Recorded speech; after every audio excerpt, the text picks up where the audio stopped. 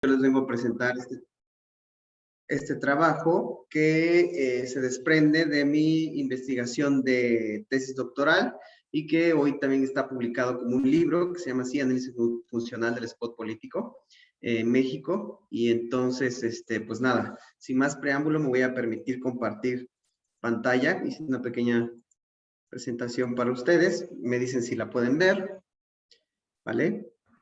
Ya la vemos, Ulises, gracias. Excelente.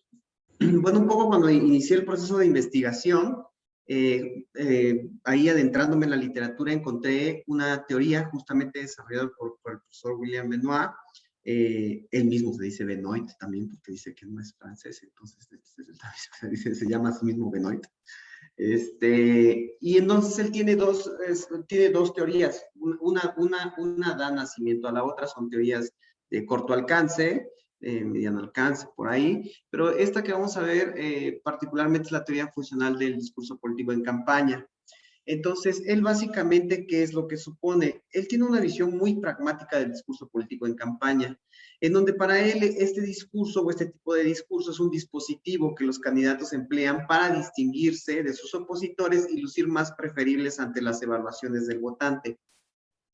Entonces, tiene una visión muy pragmática del discurso, porque básicamente él lo que dice es, a ver, el discurso que hace un candidato en campaña es para ganar la elección.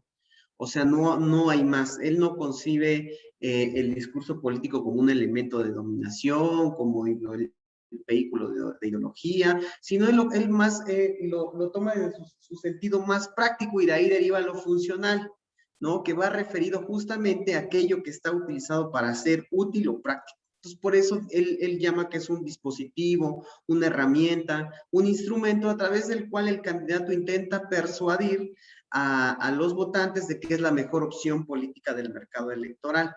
Entonces, de esta manera, Benoit básicamente dice que este discurso está destinado como un medio para lograr un objetivo específico, ¿cuál? Ganar la elección. Entonces ahí podremos estar o no de acuerdo, pero él es la manera un poco en cómo lo ve, ¿no? Es decir, todo, o sea, me refiero específicamente porque en campañas electorales no necesariamente todos los discursos van orientados a ganar la elección. Hay discursos que van orientados a mermar la base electoral del que va en primer lugar, aunque se esté en cuarto, ¿no? Entonces, por eso les decía esto, pero al final él tiene como esta visión de que el discurso es un elemento que puede distinguir un elemento que toman en consideración los votantes a la hora de hacer estas evaluaciones. Entonces él considera que tiene dos principales características. El primero, que es instrumental, es decir, es este vehículo que los candidatos utilizan para incidir en los resultados electorales.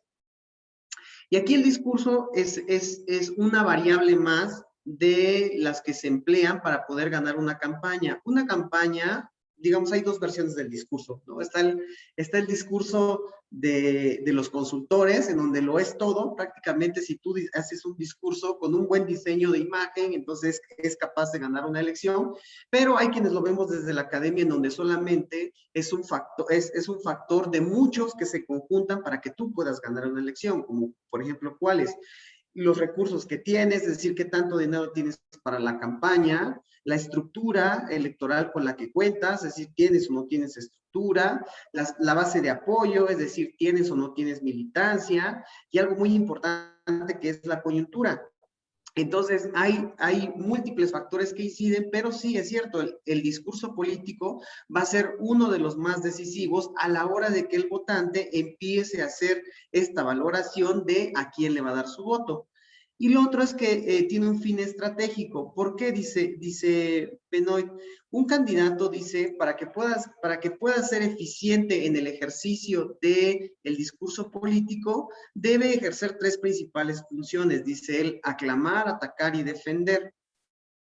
Esto en la teoría es un avance significativo, porque hasta antes de Benoit, generalmente los estudios se centraron mucho en el tono del mensaje, es decir, si era positivo o negativo. Y entonces un tanto él en la reflexión teórica que dice un poco a la conclusión que llega es, a ver, el tema es que el tono positivo viene dado por el ejercicio de una función, que es el ataque, es decir, es consecuencia del ataque que yo hago en contra de un candidato opositor.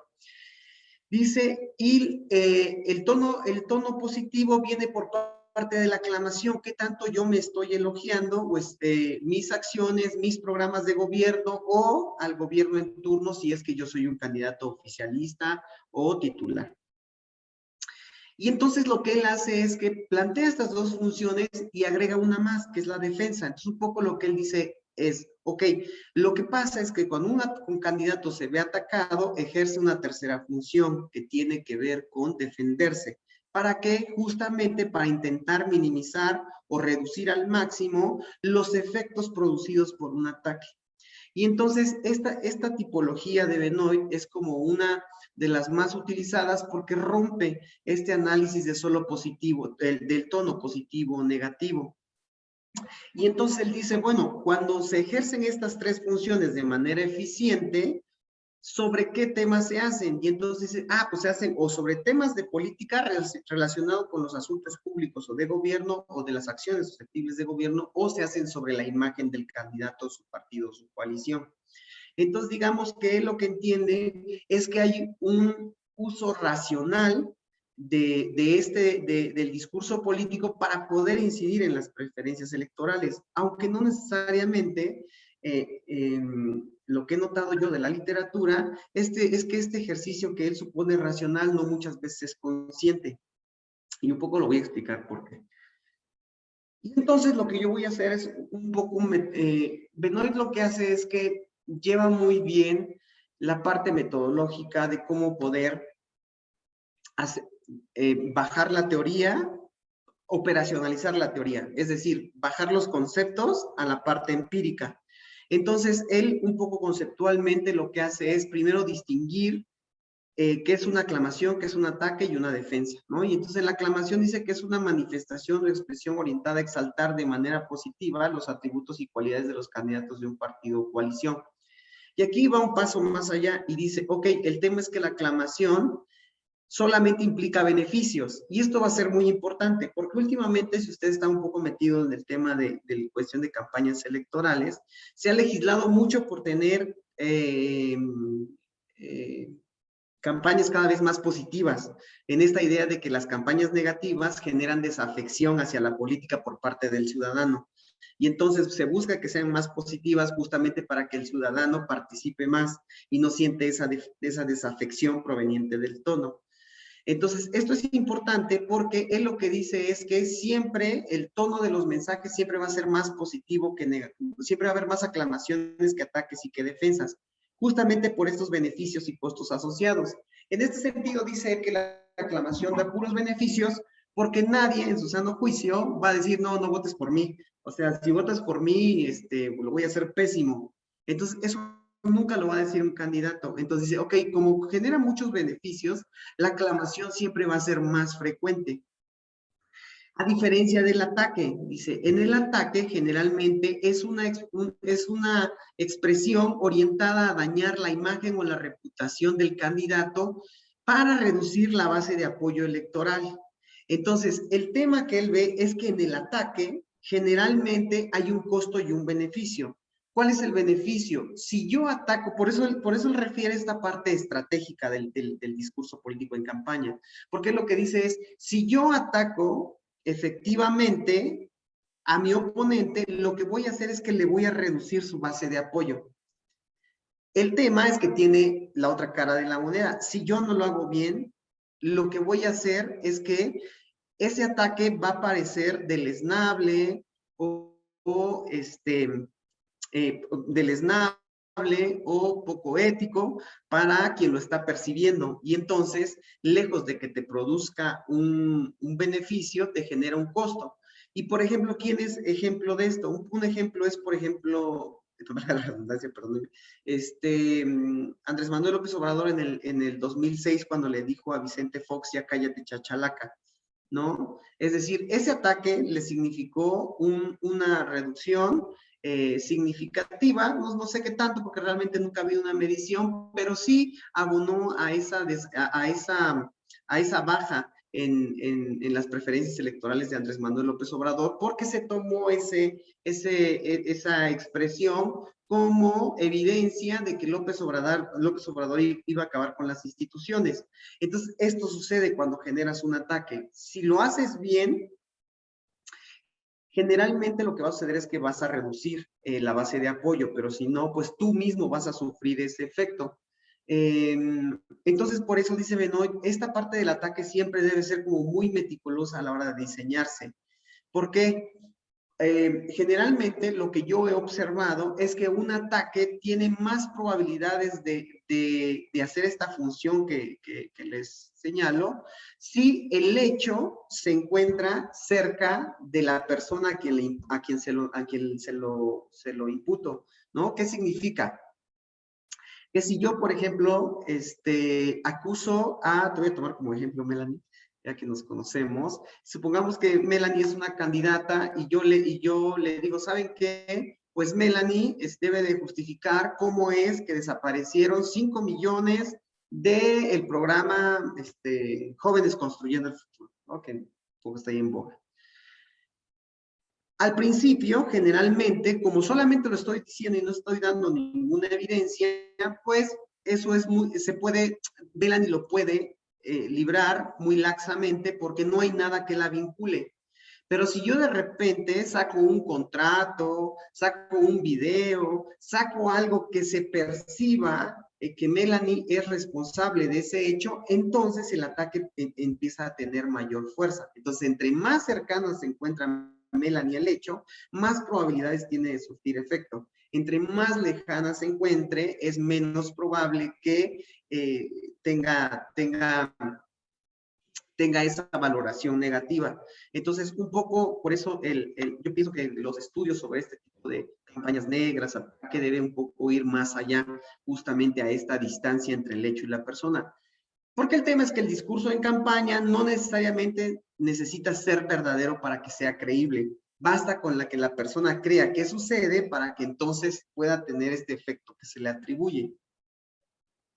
Y después viene la defensa, que es una estrategia discursiva que Benoit ha estado trabajando mucho en los últimos años y que da origen a esta teoría de reparación de imagen que él desarrolla, en donde tiene una tipología donde en 5 categorías se agregan 13 formas de defensa. No me voy a meter ahí, de hecho es un proyecto que tenemos ahí con una maestría, con un estudiante de maestría, pero la idea es justamente un poco ver si estas 13 formas de defensa efectivamente pueden verificarse en el discurso de personas que se han metido en un escándalo político, que por ahí creo que nos hace en México bastante falta estudios sobre escándalos políticos para saber un poco cómo se comportan.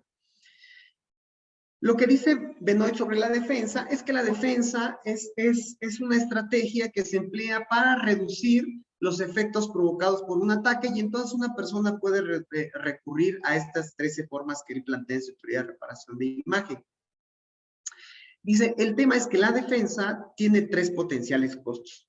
El primer costo es que si yo no hago una defensa correcta, lo que voy a hacer es que voy a lucir fuera, o voy a dar la apariencia de que me encuentro fuera del mensaje. ¿Qué significa? Sucede mucho cuando de repente alguien del equipo del candidato comete una pifia, no sabe bien cómo está el asunto y de repente le dice, oiga, ¿qué opina que su secretario particular iba en estado de ebriedad cuando chocó el día de ayer? ¿No? Y de repente es un supuesto. Y de repente el candidato dice, no, pues yo no lo creo, o sea, yo nunca lo creía de él porque es un hombre íntegro y honesto, ¿no? Y de repente sale el video donde ese hombre íntegro y honesto resulta que pues sí, que iba en estado de ebriedad, que confrontó a la autoridad y entonces parece luces fuera del mensaje. Entonces dice, ok, cuando te defiendas, siempre procura que tengas toda la versión de los hechos para que no luzcas como fuera del mensaje. La otra es que puedes parecer más a la defensiva que defendiéndote, ¿no? Es decir, cuando, oiga, pero sabía que su secretario es un corrupto, pero ¿por qué lo dices? O sea, ¿quién dice que es un corrupto? O sea, claro que no, nadie es así. Y entonces empieza a adoptar una retórica que parece que en lugar de defenderte estás a la defensiva. Y eso puede provocar el tercer costo, que es que alertes a los positores sobre alguna debilidad que tienes, ¿no? En donde diga, bueno, pero ¿por qué se molesta? Y entonces empiezas como a rascarle. Entonces dice Benoit, ok, el tema es que estos costos-beneficios va a provocar que el discurso siempre sea más positivo que negativo y que las defensas solamente se utilicen estratégicamente cuando hay que dar respuesta a algo que potencialmente me puede afectar, porque no todo ataque se responde. En teoría, solamente aquel que efectivamente está teniendo una percepción negativa entre los votantes. Entonces dice, estas tres funciones se ejercen sobre dos temas. Unos que van hacia los temas de política, que son aquellos tópicos relacionados con la acción gubernamental o susceptibles de ella, y estos él los desagrega en tres subtemas, que son hechos pasados, planes concretos y metas vagas. Los hechos pasados son estas alusiones de vota por mí, yo sí sé cómo resolver el asunto del agua, como cuando fui presidente municipal y construimos 5 kilómetros de tuberías, ¿no? Es un hecho pasado. Los planes futuros o concretos es cuando se señala una acción, pero que tiene una cifra, una cantidad o un resultado determinado. Como por ejemplo, si votas por mí, yo voy a construir 2 hospitales. Voy a dar 5 millones en becas. Voy a generar 2,000 empleos. Te vamos a dar un ingreso de 3,000 pesos mensuales. Entonces, él lo ve como un plan concreto. Y un plan vago, él lo ve en el sentido de que esa es aquella enunciación de algo que potencialmente no es posible hacer tangible, ¿no? Entonces, cuando dice, vota por mí, por la salud, por la educación, entonces, sabemos que va a dar educación, sabemos que va a dar salud, pero no nos da mayores pistas, ¿vale? Después viene el otro que tiene que ver con los temas de imagen, que básicamente estos va centrado en las habilidades o atributos de los candidatos partidos. Y aquí van las cualidades personales, las habilidades de liderazgo y los ideales. Algo que yo he encontrado aquí, que tiene el modelo de Benoit y que se aterriza muy bien incluso para temas de campaña y en específico, es que justamente nos da, estos puntos claros de ¿qué es lo que tengo que perfeccionar? Generalmente los candidatos en México, ahorita lo vamos a ver, siempre aluden más a sus cualidades personales, que se verifica esto que siempre hemos escuchado ahí de, no, es que los candidatos hablan más sobre sí mismos. Pues sí, efectivamente. Y ahorita vamos a ver que el sistema de reelección tiene mucho, o no reelección tiene mucho que ver en eso. Se centra más en los planes vagos y en los ideales. Y lo que yo he encontrado es que potencialmente este punto de conexión entre el votante y los candidatos se encuentra en los ideales. Y ahorita vamos a ver un poco por qué. Entonces, este es un poco el modelito, el modelo teórico que deriva de Benoit de su teoría, y es con este que yo me di a la tarea de intentar validar el modelo. ¿Por qué? Cuando empecé a hacer la revisión de la literatura, lo que yo observaba era que esta teoría primero empezó a verificarse significativamente en Estados Unidos. Entonces, Benoit tenía una base de datos muy grande sobre spots y podía verificarlo cuantitativamente porque tenía los spots desde 1950 a 52, por ahí, hasta el 2012. Y entonces, todas estas hipótesis que derivaron de ese modelo, las pudo verificar constantemente. Entonces, después de que él hace eso, empezó todo un esquema de verificación para ver si la teoría se sostenía en otros contextos diferentes al norteamericano. Hay algunos casos que reportan que sí era posible hacerlo, particularmente en los debates, y había otros que decían que no era posible. Entonces, había una línea, incluso hoy existe una línea crítica en donde dice que este modelo básicamente tendría que ver cuestiones un poco más contextuales, culturales,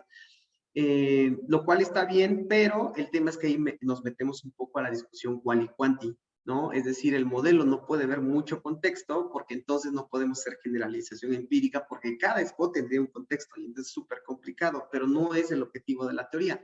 El objetivo de la teoría es buscar generalización empírica y ver cuál de estos supuestos operan en la generalidad.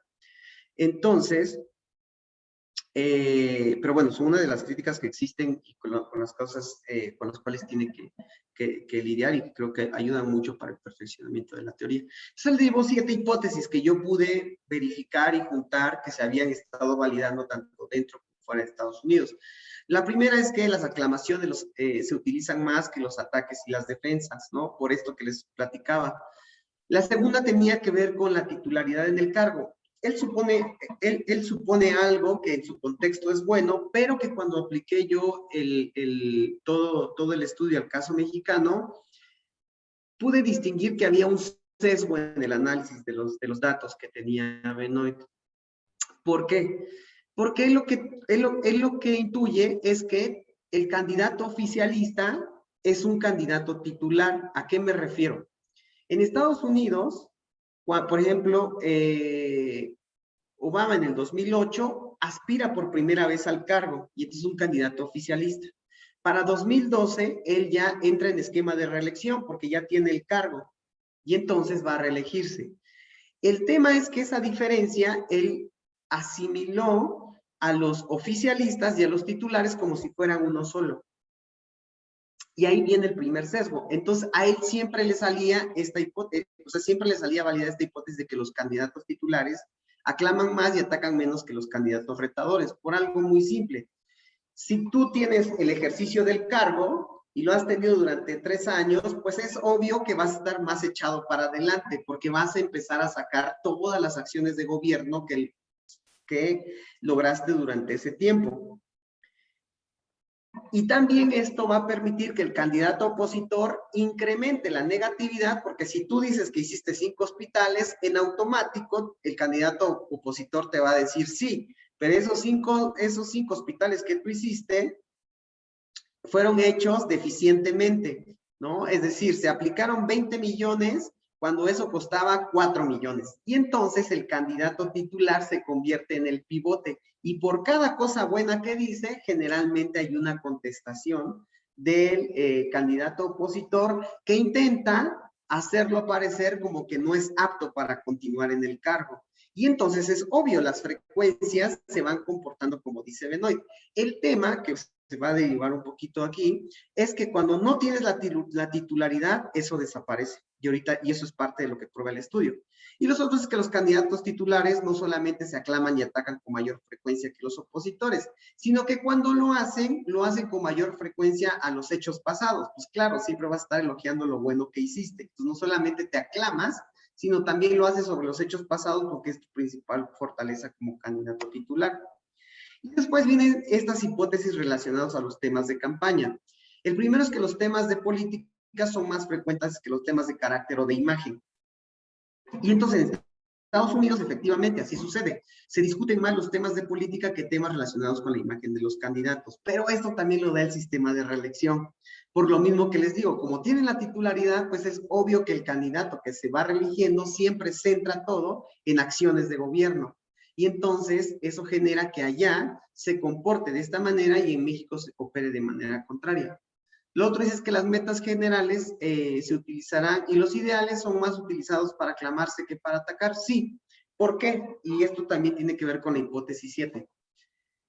Las metas generales o los planes vagos tienen la cualidad discursiva de que son muy buenos en campaña porque te permiten irte a donde tú quieras. Por ejemplo, si ustedes recuerdan el discurso de Andrés Manuel López Obrador, él nunca dio una sola cifra de cómo iba a combatir o acabar con la corrupción. Y entonces decía algo más o menos similar, que tiene un modelo muy interesante, todavía no me puedo sentar a verlo, tiene un modelo muy interesante. O sea, de repente dice, vamos a tener, fíjense cómo toca varios temas. Dice, vamos a tener salud, porque cuando acabemos con esos contratos, vamos a acabar con la corrupción y cuando acabemos con la corrupción vamos a tener salud.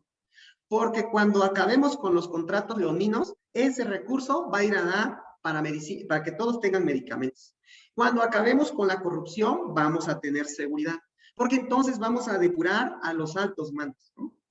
Cuando acabemos la corrupción, vamos a tener educación, porque ya no se va a permitir el despilfarro de esos recursos en programas que nos sirven. Y entonces va tocando todos los temas y el centro de la corrupción, pero nunca nos dice cómo lo va a resolver, y cuando vienen y lo encaran, es más fácil eludir todas las respuestas porque no hay nada claro. No es lo mismo que si ustedes recordarán el ingreso universal que planteaba Naya. Si se dan cuenta, este ingreso universal solamente lo planteó como los primeros días de la campaña, y después fue tanto lo que le empezaron a decir que cómo lo iba a lograr que lo quitó. Andrés Manuel también tuvo un poco de esto en el 2006 cuando planteaba este ingreso, si no mal recuerda, de 9,000 pesos, y un cambio de modelo económico. Entonces también sucedió lo mismo. ¿Por qué? Porque justamente cuando se hace un plan concreto, el tema es que hay que tener todo para poder sostenerlo, y eso implica hacer una planeación muy robusta para saberle explicar a las personas que no tienen tiempo para ver toda la explicación, y de manera muy sencilla cómo lo voy a lograr. Entonces, un poco lo que dice Benoit y que tiene que ver con la séptima hipótesis, es que efectivamente por estas ventajas, las metas vagas o las metas generales van a ser más frecuentes que los planes futuros, ¿vale? Y entonces un poco lo que yo distinguí rastreando la literatura era que en Corea del Sur y en Taiwán, las hipótesis relacionadas con la titularidad y los temas generalmente no se aprobaban. Y una característica que tenían Corea del Sur y Taiwán, Corea del Sur era que tiene un sistema como el de nosotros, que hay prohibición en la reelección. Es decir, no te puedes volver a reelegir, ni a reelección alterna. Y Taiwán, la característica que tenía era que ese estudio se había hecho en un contexto sin reelección, porque ahí también es como en Estados Unidos, que hay un sistema de reelección y no reelección en cada periodo. Entonces, pero este estudio de Taiwán justamente se realizó en un periodo en donde no había reelección. Y entonces era muy parecido a los escenarios sin reelección de Estados Unidos. Y entonces lo que se veía ahí es que los temas relacionados con titularidad y temas propiamente que se tocan en campaña, pues nunca se validaban. Igual, ¿no? Aquí es un poco el caso de Taiwán, en donde no encontré que se aprobara. Entonces ahí me empezó como esta idea de que la evidencia empírica sugería que la teoría se sostiene adecuadamente en escenarios de reelección, pero en contextos sin reelección algunos puestos parecían invalidarse. Y entonces ahí un poco daba la explicación de esto que les estoy comentando previamente, ¿no? Es decir, lo que yo noté es que en escenarios sin reelección no sucedía lo que Benoit decía, a pesar de que ya había una literatura muy robusta y que había evidencia empírica como para sostenerlo. El profesor con el que en esos momentos pude conocer a Benoit en cuestión de introducirme en él, por ejemplo, me decía, pero tú ya, ¿para qué cuestionas la parte de las aclamaciones, los ataques y las defensas? Y eso Benoit ya lo tiene muy probado, ¿no? Hay que hacer otras cosas. Y entonces, después del estudio, decía, ahí sí, pero incluso hasta quienes ya lo tienen, de repente, la forma en que analizamos, digo, no es una cuestión deliberada, sino de repente cuando estamos haciendo el análisis, de repente a veces no podemos advertir sesgos porque el esquema de nosotros, porque es un esquema sin reelección, con prohibición absoluta, nos permite con mayor facilidad ver este tipo de variaciones en los datos. Y entonces un poco la pregunta es si existe evidencia empírica que permita sostener las hipótesis de la teoría en el caso mexicano. Si no es así, pues un poco la idea de indagar sobre por qué no sucedía. Obviamente los objetivos iban en este sentido, ¿no? Primero teníamos que, para poder validar la teoría, teníamos que probar cada una de las hipótesis que se habían estado probando tanto en Estados Unidos como hacia afuera. Y la otra es, pues, intentar buscar una explicación del por qué. Debido a que Benoit solamente de repente registraba esta variación, pero nunca nos decía nada más por qué sucedía. O sea, sí decía que generalmente en el caso de Taiwán decía que había que los supuestos se invalidaban porque no había una conexión directa con el cargo, ¿no? Del candidato con el cargo, en este caso el candidato titular, pero no había más explicación. Perdón, estoy un poco enfermo. Entonces, metodológicamente, para justificar el tipo de estudio de caso, yo recurrí a la tipología de John Gerring, en donde él tiene 9 tipos de estudio de caso, y yo me centré en algo que él llama el estudio de caso por influencia. El estudio de caso por influencia, de acuerdo a Guerring, se distingue porque es un estudio de caso que generalmente pone a prueba la teoría y en donde parecen que algunos supuestos de la teoría se invalidan, pero no el núcleo que la sostiene. Es decir, que era un poco la evidencia que yo tenía. La teoría parece que se comporta como está dicho, pero hay algunos elementos que nos hacen suponer que algunos de los supuestos se invalidan, pero que no tocan el núcleo de toda la teoría, ¿no? Entonces, un poco siguiendo esta tipología de Guerring, fue que yo llegué a este estudio de caso por influencia, y así fue como determiné el tipo de estudio de caso, porque ustedes, no sé si estén haciendo tesis, de repente, cuando llegamos con nuestros asesores, decimos, yo quiero hacer un estudio de caso, ¿no? Y entonces lo tomamos como muy a la ligera. Pero John Guerring lo que hace es que nos da 9 tipos de estudios dependiendo de lo que nosotros queramos o las relaciones causales que nosotros queramos probar. Entonces, por ahí también se los recomiendo. No teníamos evidencia de otros estudios en América Latina. Obviamente había la idea de que la dimensión institucional, específicamente el tema de reelección o reelección, pudiera estar afectando las funciones que señalaba Benoit. Y la otra es que pues había que justificar la selección de México, y uno es la prohibición en la reelección, que fue lo que metimos como principal elemento para centrarnos en México, el español como idioma oficial, y el otro es un poco el conocimiento del contexto político electoral. Y la comparación, obviamente, que se tenía que hacer respecto a Estados Unidos, porque era ahí donde centralmente la teoría había sido validada sistemáticamente. Yo básicamente recuperé 2.540 spots, creo que, no sé, hasta la fecha creo que es el análisis cuantitativo más grande que se ha hecho en el país, por eso me atreví un poco a ponerle como análisis funcional del spot político en México, y básicamente pues analicé todos los cargos. Como es un análisis de contenido cuantitativo, pues básicamente lo que tiene es que cuando hacemos análisis de contenido cuantitativo, y en este caso que es un no paramétrico, generalmente se utiliza la prueba estadística chi cuadrada. El tema es que la prueba estadística chi cuadrada es más significativa entre más grande es la muestra.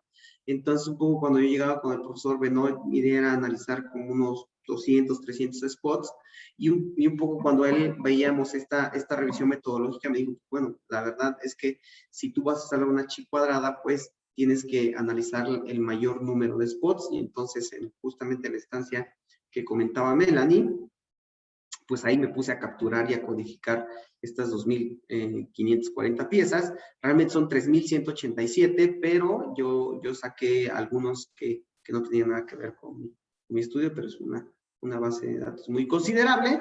Y para el método de análisis, pues obviamente yo codifiqué con base al libro que desarrolló Benoit en 1998.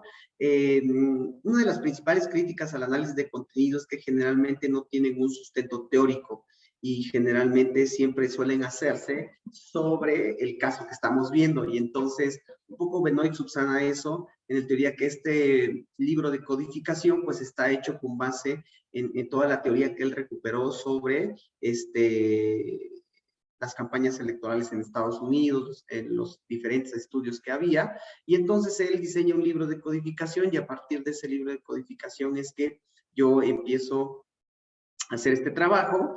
Y la otra es que yo también tuve un entrenamiento con él de 6 meses en la Universidad de Ohio. Esto es fundamental porque justamente como lo hemos visto con Melanie en algún proyecto que tenemos en conjunto, el entrenamiento es fundamental porque de repente la idea es que alcancemos el grado de acuerdo. Entonces, si el codificador no sabe o no entiende bien los criterios de evaluar, a codificar, o cómo va a asignar esas marcas, o si hay una confusión incluso en el concepto, generalmente eso lo que provoca es que hay un sesgo, y entonces lo que puede suceder es que cuentes doble a una misma cosa, y entonces ahí se empieza a sesgar todo.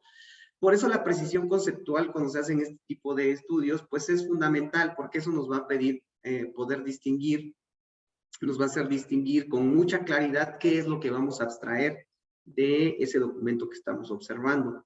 Entonces el entrenamiento es fundamental también para ponernos un poco de acuerdo conceptualmente y que todos estemos codificando lo mismo, aunque a veces es muy complicado, pero bueno, justamente en esta prueba que se llama Kappa-Coens, un poco lo que se estima es que tanto grado de acuerdo existe entre dos codificadores y si se dan cuenta nunca llega al 1, ¿no? Siempre se queda, o sea, sí, ahí lo menciona Landis and Koch, que es de donde yo saqué esta categorización de la Kappa-Coens, pero generalmente un poco lo que se intuye es que va a haber un margen donde no vamos a poder coincidir, ¿no? Y entonces por eso en los estudios que se hacen, siempre se pide que tenga un acuerdo que vaya a sustancial a casi perfecto, es decir, arriba del 0.69 por ahí. 0.60, perdón, de 0 a punto 20, punto 21 a punto 40, y de punto 40 a punto 60, y de 60 a 80 va de 20 en 20. Y entonces, siempre en los papers internacionales se busca que sean arriba del punto 60. Los resultados, pues efectivamente, de todo el análisis, pues sí, lo que probamos al menos en elecciones presidenciales es que justamente esas hipótesis que Benoit decía que se contrastaban en Estados Unidos, pues no sucedían así, ¿no? Y entonces aquí las pruebas estadísticas pues se rechazaron. Y también cuando íbamos, bueno, un poco la particularidad del caso mexicano en elecciones presidenciales es que el 2006 es la única elección en donde hay un mayor número de ataques, que un poco, ustedes saben, la reforma del 2008 se orientó mucho a reducir la negatividad en la propaganda política, pero realmente es el único caso atípico que tenemos. Incluso antes no, y ahorita lo van a ver un poco en unos datos que traigo, o sea, la negatividad nunca fue superior, solamente fue en esta elección.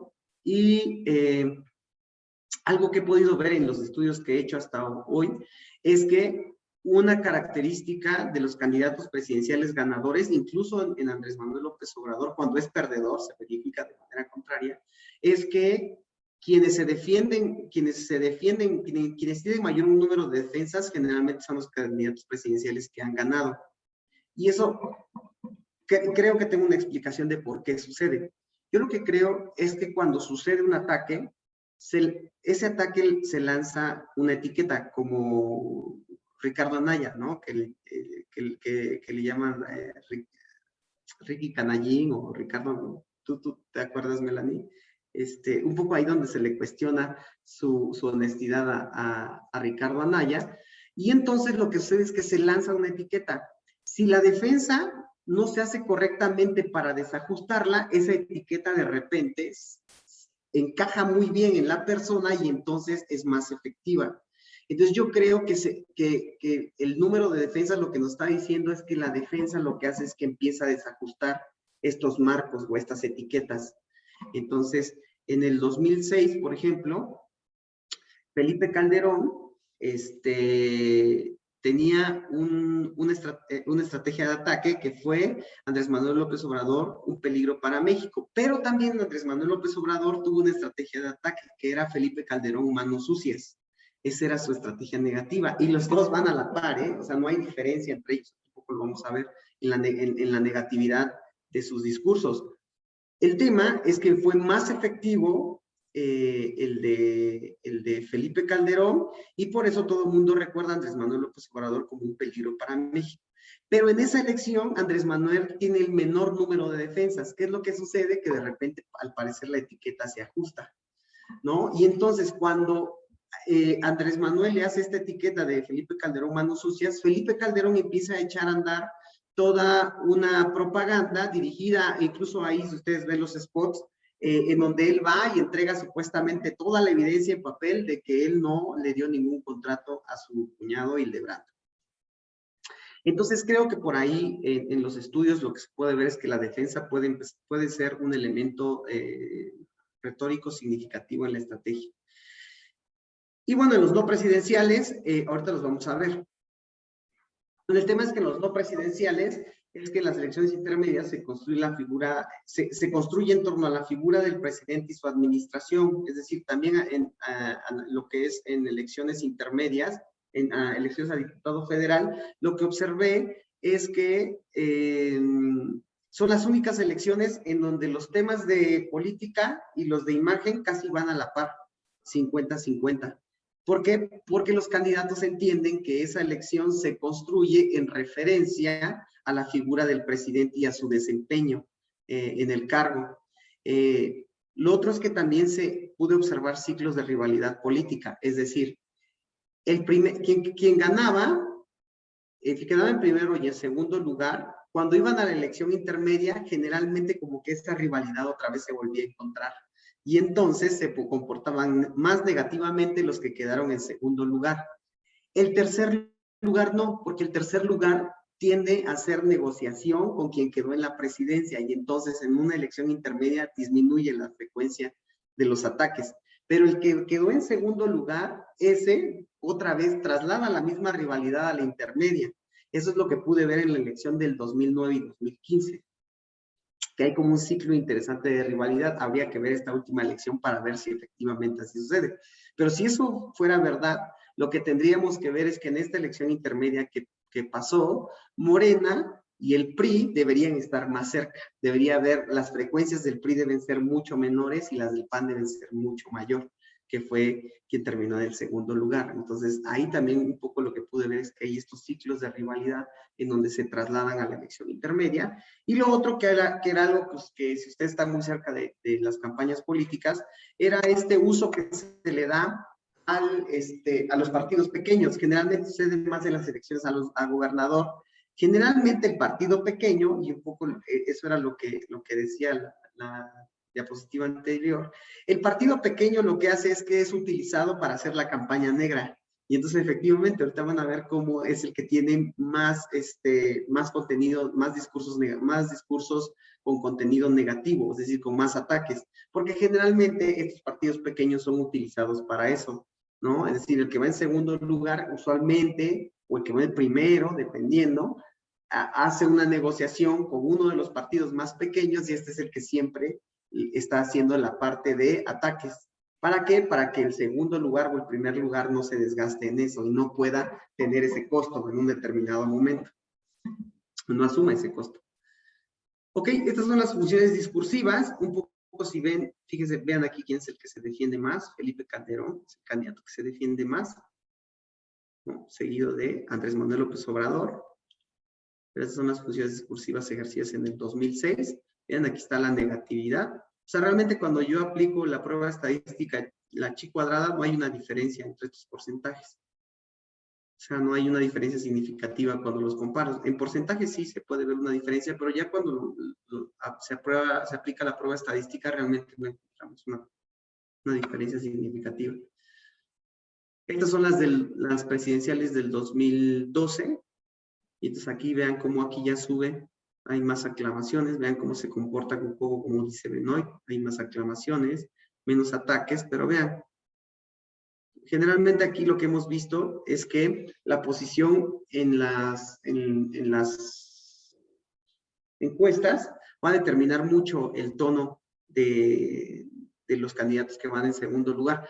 Hay algo muy metido en particularmente los consultores, que pareciera que es como natural, que si vas en el segundo lugar te tienes que comportar más negativamente. O sea, piensan más en comportarse negativamente que en diseñar un buen ataque que pueda tener el efecto que esperan con esta parte que les digo, el hecho y la responsabilidad, ¿no? Entonces, generalmente siempre como se van al ataque y a ver qué es lo que pega, ¿no? A ver qué es lo que logran armar, pero el tema es que eso hace que dé una percepción más negativa a los votantes. Y por ejemplo, ahora que estuve haciendo un estudio sobre hombres y mujeres, un poco la literatura lo que decía es que cuando hombres y mujeres son percibidos negativamente, generalmente generan más desafección política, no importa el género. O sea, si tú te comportas negativamente, eso siempre te va a estar impactando de manera negativa en la intención de voto. Y creo que puede tener una base por ahí. Es decir, imagínense ustedes que les van a pedir trabajo, ¿no? Y de repente dices, oye, pues yo quiero trabajar. Ah, ok, pero ¿cuándo empiezo? No, pues mañana, ¿no? Y entonces, no, mañana no puedo, el lunes sí, ya estoy desocupado, ¿no? Ok. Oye, ¿cómo cuánto voy a ganar? ¿No? Que es algo que es aceptable, pero en México eso, pues realmente siempre dice mucho de nosotros, ¿no? Por lo menos en nuestro contexto. ¿Y cuánto voy a ganar? No, pues tanto. Híjole, no, es que yo por eso trabajo menos. Entonces, como que esas actitudes a nosotros usualmente nos impactan mucho en la valoración. Y entonces lo que yo creo es que justamente en el ataque, cuando estamos viendo este tipo de actitudes, la gente de repente tiene el efecto contrario al esperado. Entonces creo que las campañas necesitan un tono más positivo para poder conectar. Pero les digo, o sea, son solamente algunas hipótesis que yo he estado construyendo a la luz de lo que he observado.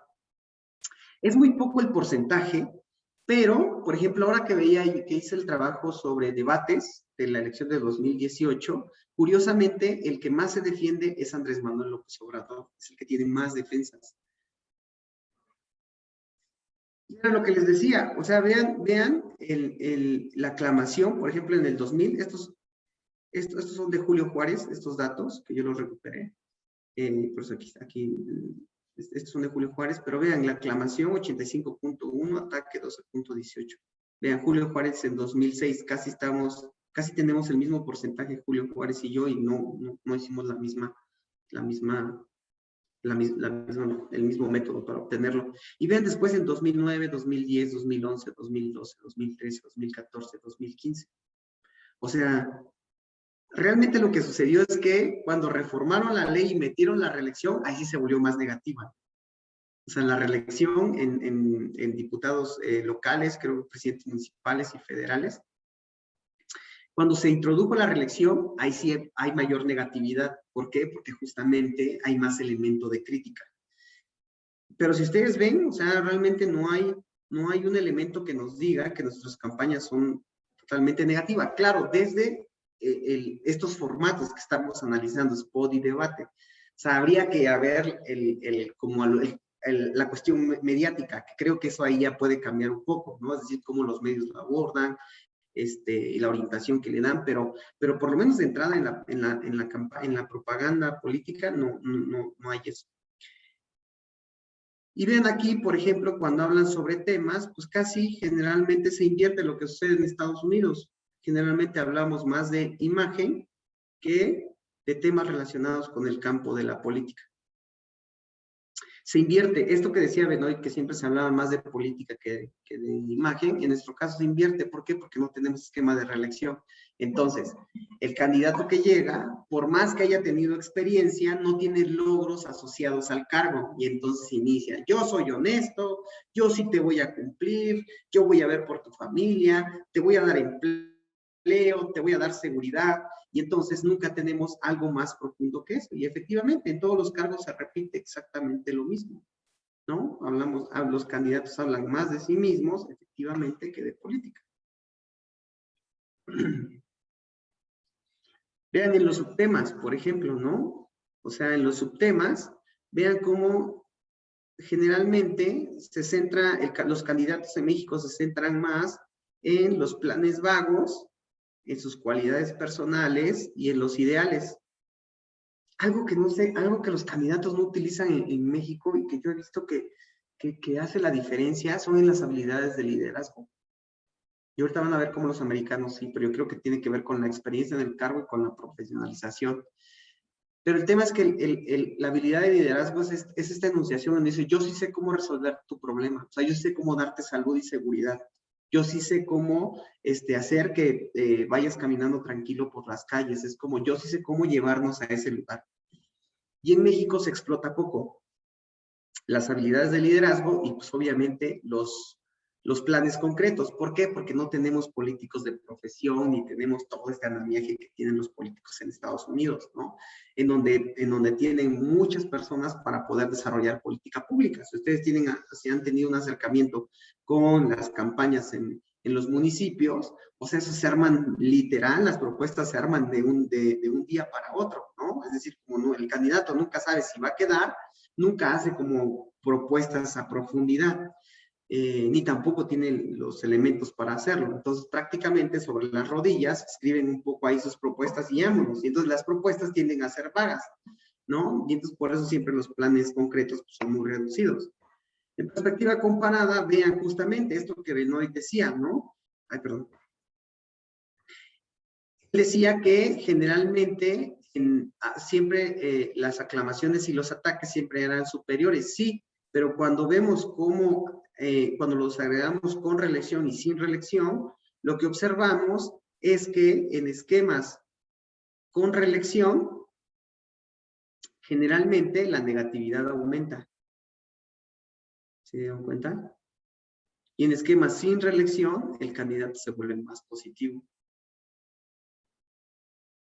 Entonces, esta variable es una variable que generalmente está incidiendo en el tono del mensaje, ¿no? Y más allá,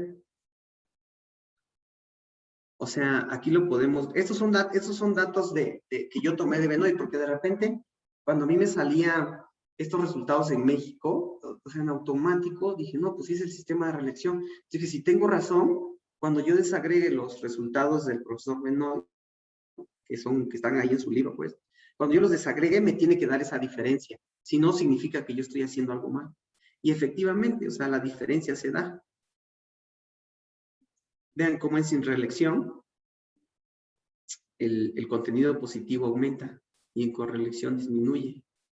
Igual, o sea, lo mismo sucede, ¿no? Y vean cómo el candidato, sí, efectivamente, los retadores se comportan más negativamente aquí. No sé si logran ver mi mouse, pero sí, sí logran ver, ok. Que cuando no hay reelección. Entonces, efectivamente, y entonces ahí ya con la prueba estadística, pues sí lo pude sostener. Y entonces ahí dije, ok, el tema es que Benoit tiene que empezar a hacer. ¿Sí? Perdón, Ulises, creo que no se actualizó la diapositiva. A Ay, no ver, sé por qué a veces hace esto. si quieres la vuelvo a compartir. Ajá. ¿Es esa? No, nosotros nos habíamos quedado un poquito. Pero gracias. A ver, ¿habían quedado aquí? No, a ver, una más atrás. Ah,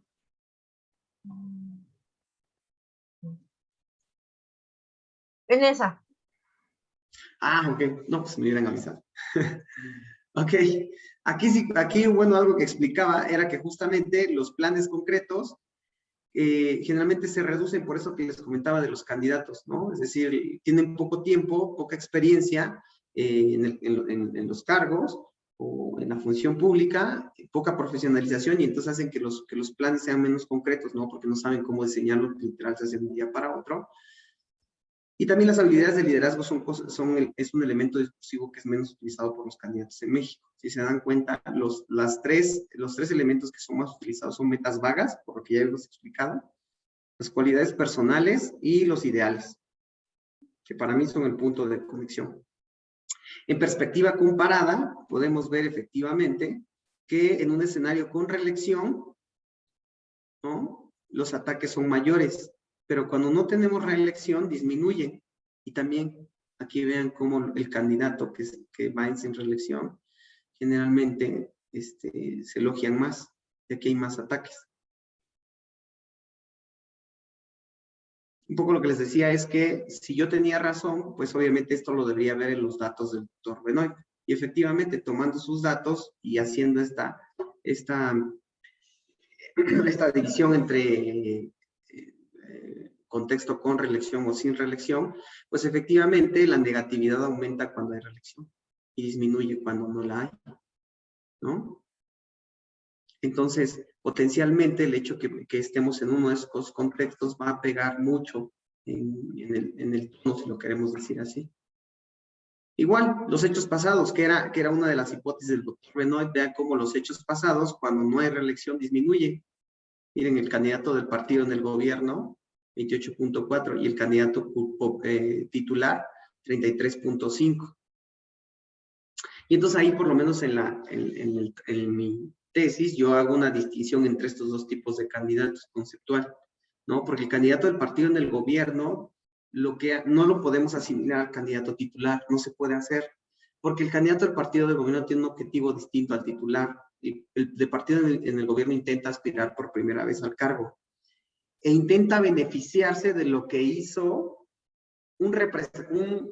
su partido en el gobierno, pero no lo puede bajar a él, no lo puede personalizar aunque lo intenta. El candidato titular no tiene ese problema, porque él es quien ejecuta casi todas las acciones. Y entonces, por eso, los hechos pasados varían dependiendo del contexto y varían dependiendo del tipo del candidato. Entonces, esta hipótesis de Benoit también se ajustó, ¿no? En el entendido de que solamente es válido, pero en contextos con reelección. En contextos sin reelección no hay diferencia. Incluso en sus datos, ¿eh? Digo, estos son mis datos, pero incluso en los datos de él, bueno, ahí está, justamente están los datos de él, que son estos de aquí. Justamente utilizando sus datos, pues eso no sucede. En los temas, pues sí, efectivamente, ¿no? Vemos igual. Vean cómo en contextos sin reelección disminuye mucho los temas de política, ¿no? Casi 8 puntos porcentuales. Por ejemplo, en la prueba estadística, aquí sí hay una diferencia significativa, o sea, varía, ¿no? Entonces, esto que se dice que se habla más de temas de política que de carácter, sí, pero cuando vemos los dos contextos, vemos cómo disminuyen las frecuencias, ¿no? Entonces, también los temas se van a ver afectados. Y vean, otra vez lo mismo, cuando desagrego los datos, igual sucede, ¿no? Varían de cuando estamos viendo a un candidato titular a un candidato del partido en el gobierno. Los temas de política se disminuyen. Acá no sé si logran ver bien. Pero acá, por ejemplo, vean, los temas de política de un titular suben a 62% y de un partido en el gobierno a 54%. O sea, es mucha la diferencia. Lo que significa que, por eso está bien la reelección. O sea, esto que les estoy dando es un argumento de también por qué debe haber estos esquemas de reelección. Estos esquemas de reelección justamente ayudan a perfeccionar la política pública, porque le es más fácil a quien detenta el poder identificar esas áreas que deben de trabajarse o hacia donde se debe de reorientar el recurso público. Quien aspira por primera vez al cargo no tiene ni idea, o sea, no tiene ni idea de lo que hay. Entonces, hace lo que cree o señala lo que cree que no funciona, pero no tiene la certeza porque no ha aplicado nada, no sabe cómo funciona bien toda la ejecución y qué puede lograr, y tampoco sabe bien o tiene como esa sensibilidad de los temas del municipio, porque no está metido al 100%, ¿no? Sino solamente lo hace en el momento en el que aspira, cosa que no tiene el titular. El titular por el día a día y se enfoca a eso, obviamente tiene a flor de piel, por así decirlo, pues qué es lo que se tiene que trabajar en el municipio, o qué se hizo mal, o qué se hizo bien. Pues por eso la reelección es un elemento importante. Y aquí entonces vemos también, fíjense cómo varían los hechos, cómo ellos, por ejemplo, en Estados Unidos, vean los planes futuros, se vuelven más concretos en un escenario con reelección, vean, que es algo que les estoy diciendo. Cuando no tienen reelección está en 12.6, pero cuando ya se van a reelegir, ya hacen más propuestas concretas y la vaguedad disminuye. En nosotros no, o sea, vean el grado de concreción que tenemos, 2.9%, y las metas generales, 28.3, 36.3, y los ideales, ¿no? Entonces, vean cómo incluso en el contexto americano, en ambos contextos varía demasiado, y cómo la experiencia en los cargos es fundamental, ¿no? No solamente, o sea, en este caso en el discurso político, pero obviamente en el ejercicio público. Y estas son las no presidenciales, un poco lo que les comentaba arriba, ¿no? Por ejemplo, a diputados federales, casi todos se comportan igual, ¿no? Son más positivos que la presidencial, por ejemplo, pero vean, 89.2 de aclamaciones, 10.7, pocas defensas. Y hay pocas defensas porque en el spot no es un encuentro cara a cara, por eso las defensas son muy pequeñitas, ¿no? Aquí que estamos viendo, pues los temas, vean justamente esto que les digo, el diputado federal, vean cómo los temas de política y de carácter es la única elección en donde más o menos se mantienen parejas, ¿no? En todas las demás siempre se habla más temas sobre imagen que sobre temas de política, porque lo que significa es que el diputado federal entiende bien de qué se trata la elección intermedia y sabe que es un referéndum del desempeño del presidente, ¿no? Sí, pues sí, van avanzando bien. Estamos en temas de campaña de elecciones no presidenciales. ¿Sí? Sí, ahora sí. Okay. Y vean aquí los temas de campañas aludidos por los candidatos a diputado federal, ¿no? Entonces aquí un poco les decía, vean cómo quienes están, los candidatos del partido en el poder, estas son diputaciones federales en elecciones intermedias 2009, vean cómo quienes están en el poder es algo curioso, mientras los opositores se centran más en temas de política y de imagen y van más o menos a la par, la característica de los que están en el poder, en este caso el PAN y el PRI, es como enfocarse más hacia las cualidades personales, ¿no? Es como irse más hacia la imagen del presidente, de lo bueno que se ha hecho, de lo bueno que se ha logrado, más que meterse a temas de política que generalmente ya para ese momento pues, suelen ser escabrosos, ¿no? En muchos de los casos, pero los partidos opositores, no, ellos sí están así, encima de los temas de política, porque justamente la rentabilidad viene de vulnerar la capacidad del partido del presidente, ¿no? Es decir, de vulnerar que no saben gobernar, que son incapaces de ejercer un buen gobierno. Entonces, por eso toman como evidencia todo lo que viene de la ejecución de la política pública, ¿no? Y entonces, el partido del presidente, en lugar de meterse en la misma dinámica, lo que hace es que se va hacia el tema de imagen, ¿no? Entonces, vean, es el mismo comportamiento tanto con el PRI en 2015 como en el PAN en el 2009. Por eso, hacer ahora estas elecciones intermedias de 2018 un análisis estaría fenomenal para ver si se comporta igual. Pongo yo también algunas cosas en estas elecciones no presidenciales de los gobernadores. Ya me voy a apurar.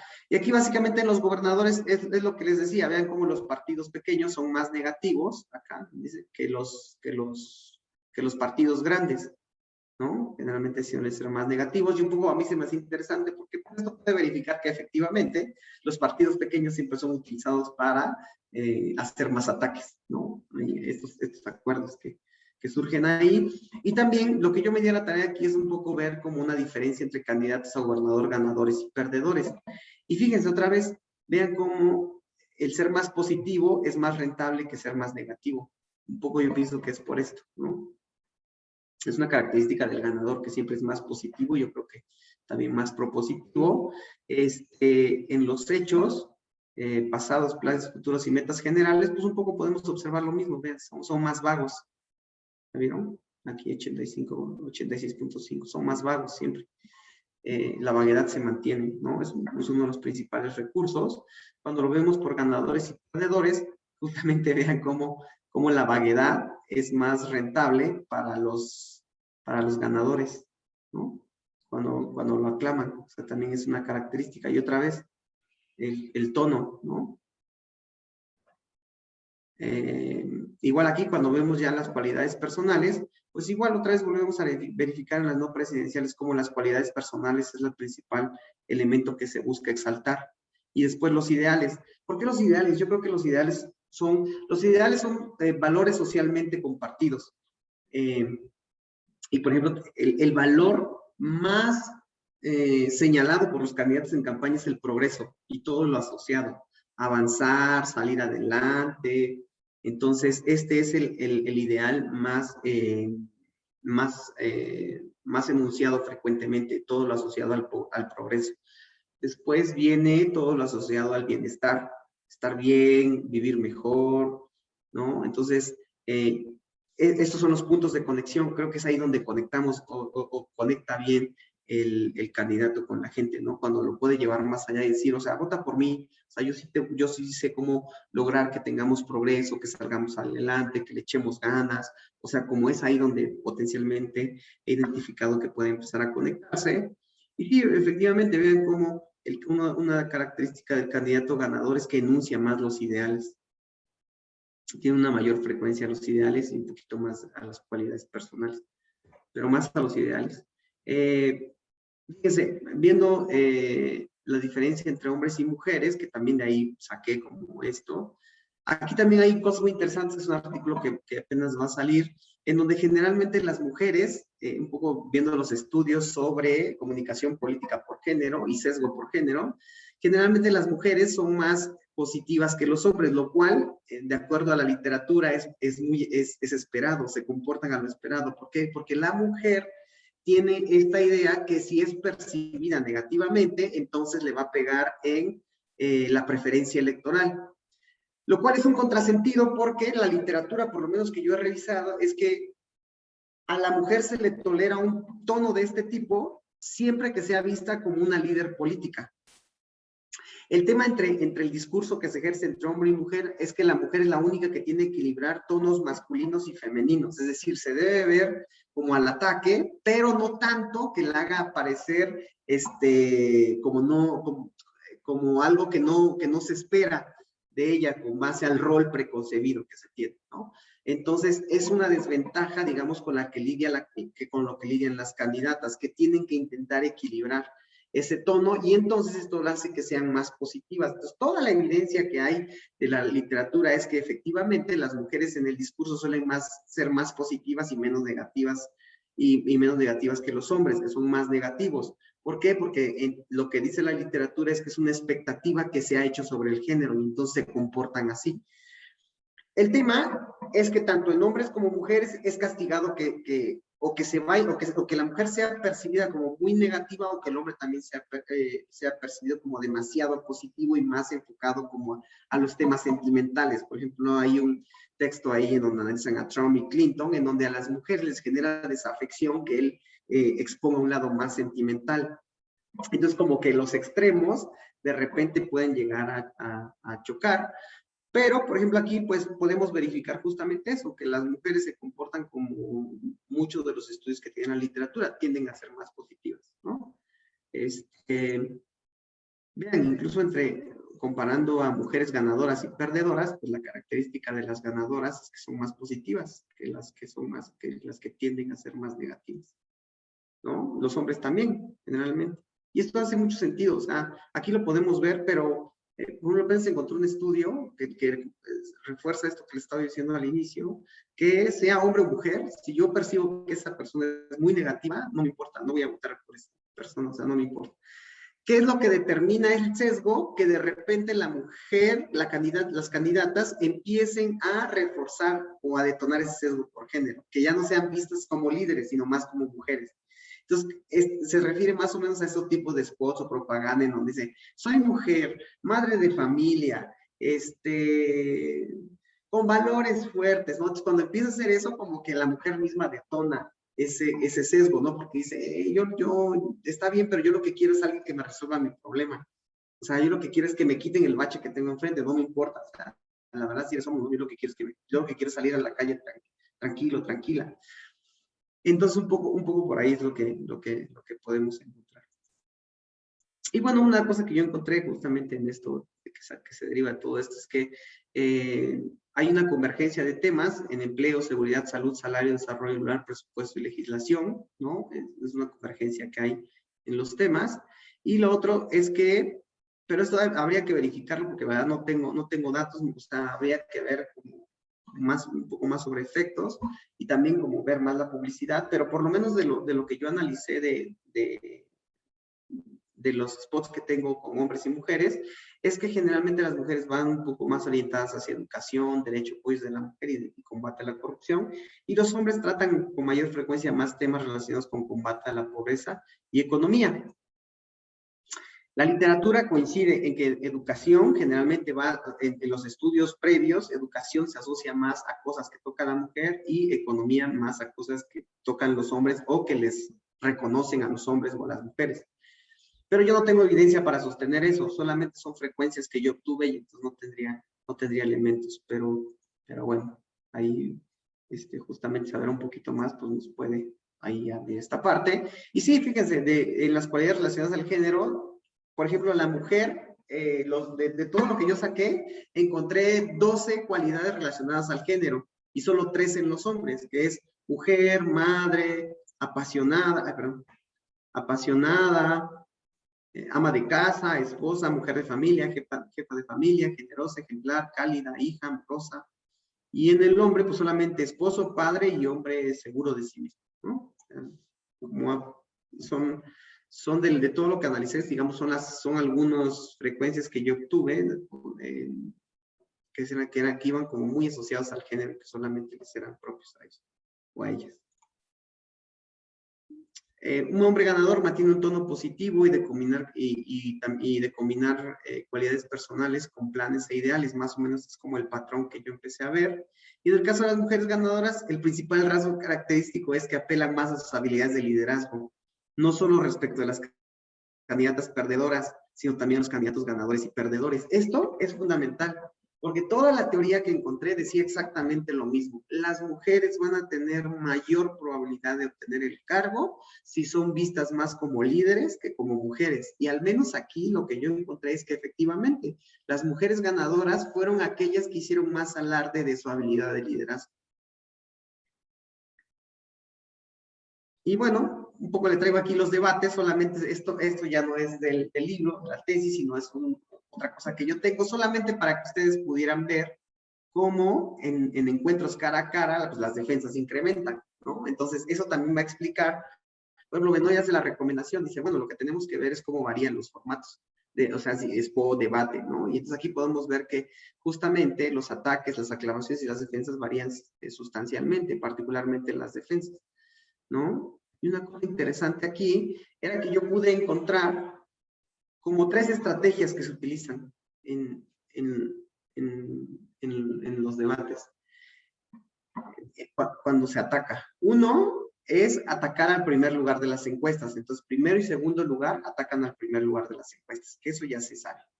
El otro es que también hay otra estrategia en donde los candidatos opositores atacan al candidato oficialista. Esa es otra estrategia. Entonces, se juntan para atacar al candidato oficialista. Y la tercera estrategia es que se ataca al segundo lugar. El tercero lo ataca para intentar subir al segundo y el primero lo ataca para que el segundo no suba. Entonces, un poco de este estudio sobre debate, siguiendo la metodología de Benoit, pues lo que pude distinguir es un poco esas 3 estrategias que existen. Y pues bueno, aquí un poco les dejo esto, ¿no? En donde efectivamente aquí vean cómo Andrés Manuel pues, es el candidato más atacado. Esto es interesante porque yo lo que creo es que el discurso es una forma indirecta de conocer las posiciones de los candidatos en campaña. Es decir, nosotros no tenemos acceso a esas encuestas que ellos hacen, ¿no? Y tenemos acceso a otras encuestas que son públicas. Yo lo que creo es que cuando ellos ejercen el ataque, es un elemento que podemos ver o sea, que nos puede ayudar a ver la posición que tienen, porque generalmente el primer lugar nunca va a ejercer demasiados ataques, pero sí el segundo y el tercero. Entonces creo que también eso nos puede por lo menos dar una muy buena idea de quién va en primer lugar, ¿no? Porque ese que va en primer lugar necesariamente tiene que reducir los ataques e incrementar los elogios. Entonces, por lo menos a través del discurso, creo que, o de estas funciones, podemos por lo menos inferir quién va en primer lugar. Porque les digo, hay una tendencia natural a comportarse negativamente si voy en segundo o voy en tercero. Bueno, pues aquí un poco de las conclusiones a las que llegué, y aquí ya me voy a detener, es que la teoría, pues sí, se ajusta adecuadamente, pero aquí no se sostiene de manera completa. Particularmente no se sostiene la de titularidad y temas. Obviamente hay que incorporar otras dimensiones, ¿no? Más allá de las que Benoit plantea. Específicamente, yo lo que creo es que debemos seguir profundizando sobre el efecto de la reelección y la no reelección sobre el discurso. Y la teoría mantiene capacidad explicativa en la forma en que se ejercen las funciones. Entonces, creo que sí, efectivamente, el estudio de caso por influencia, pues no nos permite ver esto. O sea, yo no encontré elementos para decir que la teoría no se sostiene en su totalidad. Hay unos elementos que sí se sostienen, pero también hay que considerar variables que potencialmente afectan el discurso. Claro, la ausencia de reelección afecta principalmente los temas de política y de manera secundaria los de carácter, como ya lo hemos mencionado. El candidato presidencial es el más negativo de todos, pero es porque tiene mayor número de spots. Por eso si vamos a analizar spots, siempre es mejor analizar a los presidenciales, porque sucede algo. Yo analicé todos y se dan cuenta, si recordarán, eran más positivos los no presidenciales, senador, diputado local, diputado federal, pero es porque tienen solamente pocas unidades, salvo el gobernador. El gobernador también tiene muchos spots, pero fuera del gobernador y el presidente de la República, los demás tienen pocas unidades. Entonces, de repente, y me voy al caso del presidente municipal, tiene un spot, y entonces dices, ok, el tema es que como caen diferentes presidencias municipales esos spots, porque no hay para todos, ¿qué es lo que haces? O sea, no te puedes ir al spot y empezar a atacar a tu rival porque ese es el único spot que tienes. Entonces, ¿qué haces? Pues te comportas de manera positiva. Yo soy Ulises Cruz, tengo el mejor proyecto, vota por mí. Pues claro, siempre este tipo de spots van a ser más positivos porque hay menos unidades y porque no hay, o sea, mi contraparte en ese municipio muy seguramente no va a tener spot para responderme.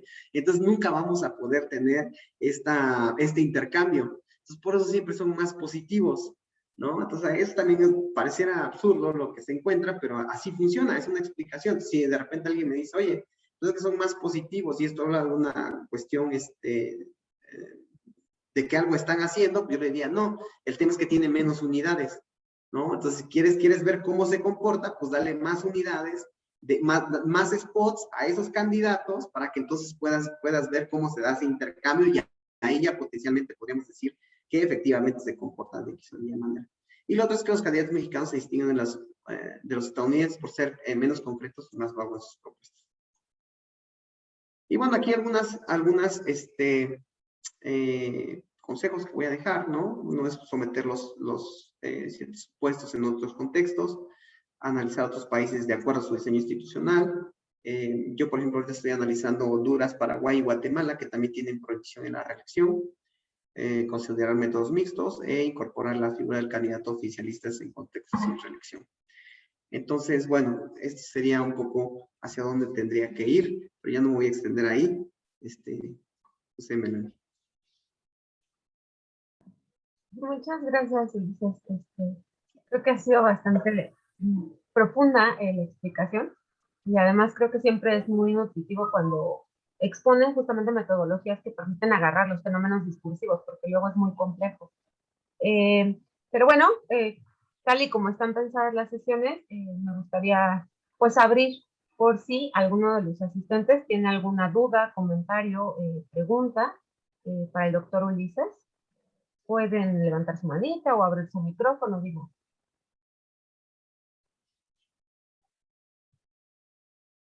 Hola.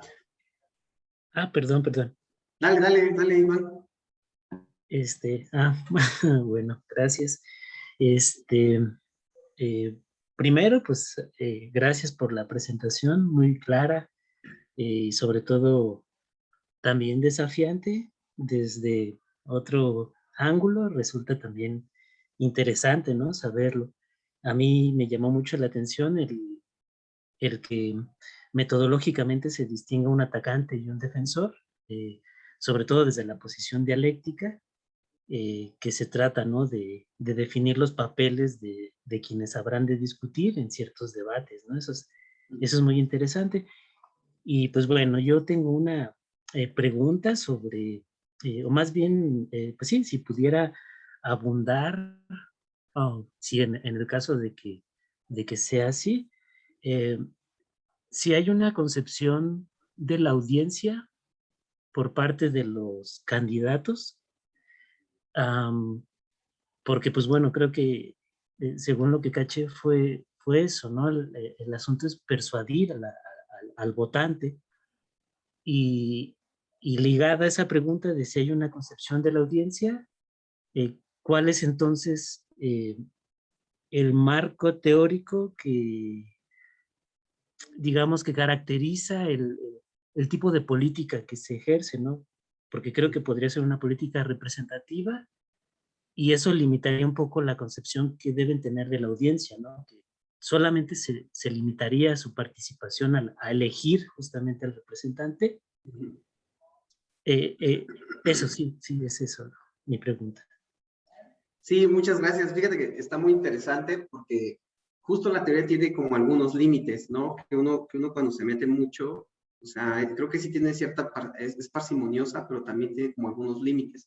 Entonces creo que falta, porque sí le falta, o sea, la idea de la teoría es que solamente va al contenido de los candidatos, ¿no? Y en esta idea de que ejercen estratégicamente estas funciones. pero falta la idea o falta un estudio que nos permita ver si efectivamente estas funciones de qué manera afectan a determinados segmentos de la población. Creo que no hemos llegado ahí y que falta justamente esa contrastación de la teoría para poder ampliar como esta parte, para saber si efectivamente, estratégicamente, sucede lo que menciona Benoit. El tema es que ustedes saben que a veces la realidad va más rápido que la investigación, pero es algo que le falta. Por ejemplo, algo que también, y falta que también seamos críticos con la teoría. O sea, por ejemplo, esta adhesión que yo incluso comentaba con el doctor Benoit, de repente como que no la agarró bien, ¿no? O sea, de repente como que decía, a ver, pásame los datos, y le decía, no, pues ahí está, ¿no? Y entonces tomaba yo sus datos, le decía, ah, sí, efectivamente, sí sucede así, ¿no? Entonces, de repente creo que también falta continuar repensando las teorías y también para ver estos límites que nos permitan justamente ampliarlas, ¿no? O simplemente fijar como ese límite lo que no observa la teoría. Porque, por ejemplo, ahora que hacía yo los debates, y yo lo ponía ahí, era que cuando solamente son debates en donde se asigna la palabra, no hay problema, porque solamente hay interacción entre los candidatos. El problema viene en debates como los que tuvimos en el 2018, en donde pareciera que el moderador que está haciendo la pregunta está ejerciendo un ataque en contra de a quien le está preguntando. Es el caso de Ricardo Anaya. O sea, hay muchas intervenciones en donde a Ricardo Anaya se le pregunta por esto que le cuestionaban de el bien, esta bodega o predio que vendió, etcétera, etcétera, y que tenía un conflicto de intereses, y entonces pareciera que era un ataque, pero no, yo no lo puedo codificar así, porque la teoría no abarca al moderador. Y entonces digo, ¿cómo lo codifico? Y entonces, obviamente, ahí hay un sesgo en el conteo, ¿no? Pero yo lo que hago es solamente reportarlo, o sea, el sesgo no lo doy yo, lo que pasa es que la teoría no lo da. Y yo no puedo tomar a ese moderador como si estuviera ejerciendo un ataque, porque en teoría está haciendo una pregunta de interés público. Pero la forma en que lo que le hace es un ataque, perfectamente se distingue como un ataque. ¿Qué es lo que sucede? Las frecuencias incrementan. Porque obviamente con esa pregunta, quien responde, obviamente lo hace defendiéndose. Y entonces ahí es donde entra como este incremento en las frecuencias. Entonces creo que falta un poco responder a tu pregunta, como que nosotros podamos ser más claros hasta dónde llega la teoría. Y en el caso que tú me mencionabas, la audiencia aquí simplemente se maneja de forma pasiva, porque falta como esa parte, como decir, bueno, vayamos a ver si efectivamente afecta a las personas, como dice Benoit. Por ejemplo, yo cuando codificaba los temas, me decía, cada tema tómalo como una frecuencia. O sea, si habla de, por ejemplo, alguien que dice, yo te voy a dar salud, seguridad y empleo. Y entonces dice, tómalo como una frecuencia, porque a cada persona que se encuentre, quizá no le es significativo ni el empleo ni la salud, pero sí la seguridad. O tal vez a otra le es más significativa la salud y no el empleo. Y entonces, por eso se pone cada una de las frecuencias. Pero falta justamente hacer ese trabajo. Entonces, digamos que ahí todavía hay un trecho por resolver en la teoría. Muchas gracias, Iván. Gracias, Ulises. No sé si alguien más, algún comentario, pregunta. Adelante. Hola, quiero agradecer por la presentación, que es muy interesante y me gustó mucho la profundidad y la complejidad de abarcar un fenómeno con un corpus tan grande. Entonces me pareció muy, muy interesante. Y mi pregunta tiene un poco sobre va por mi interés sobre el trabajo con los datos cualitativos. Como si nos pudiera compartir un poco más sobre el reto que implica esta precisión conceptual con un corpus tan grande de carácter cualitativo, sobre los procesos de descarte de información, de organización de las categorías. Por ejemplo, me imagino que, no sé si en algún momento se encontró con categorías difíciles de organizar como ataque, defensa o la otra era ataque, defensa y aclamación, ¿no? Recuerdo, por ejemplo, una frase de Andrés Manuel que ya no es como antes, que se rescataba a los banqueros, a los grandes empresarios. Ahora se está rescatando al pueblo, ¿no? Que parecería como entre aclamación, pero también parecería como un ataque a los demás, como este tipo de expresiones que se pueden encontrar en un espacio intermedio. ¿Y cuál es el reto de trabajar con esto? Ok. Es un gran reto y, por ejemplo, a mí la parte cuando recibí el entrenamiento por parte del doctor Benoit, justamente, por ejemplo, había una confusión entre los ideales y las metas generales. De repente era demasiado confuso, ¿no? Por ejemplo, esta idea de paz es un ejemplo típico. Porque yo puedo estar diciendo, y ustedes como lingüistas lo saben mejor, o sea, yo puedo estar diciendo, voy a darte seguridad y paz en nuestro municipio. Y entonces, ahí la paz pareciera que es un ideal, ¿no? Que está en función de lo que quiere la gente. Y potencialmente ahí podría utilizar la paz como eso. Pero de repente también puede verse como un tipo de política pública que me va a conducir ahí, ¿no? Entonces, de repente se vuelve un poco complicado cuando me enfrento a esto, un poco como lo que tú comentas, ¿no? Hay oraciones en donde de repente me enfrento y no logro distinguir bien a bien qué es lo que me está diciendo. Usualmente lo que se hace cuando está esta confusión, generalmente con la otra persona que codifica contigo, generalmente se pone a discusión y entonces intenta buscarse como un punto de cómo podemos distinguir esta sutileza. Si no llegamos a un acuerdo, generalmente se descarta. Ahora, lo que yo vi en el ejercicio grande que yo hice es que generalmente cuando los conceptos son muy precisos se pierde poca muestra.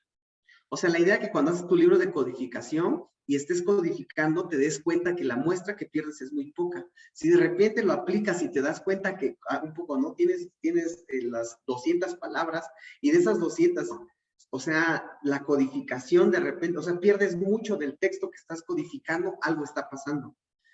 Porque de repente hay mucho contexto, que es algo que también refiere Benoit, lo que dice, ok, lo que pasa es que de repente hay contexto y solamente te está diciendo una cosa. Y recuerdo muy bien un ejemplo de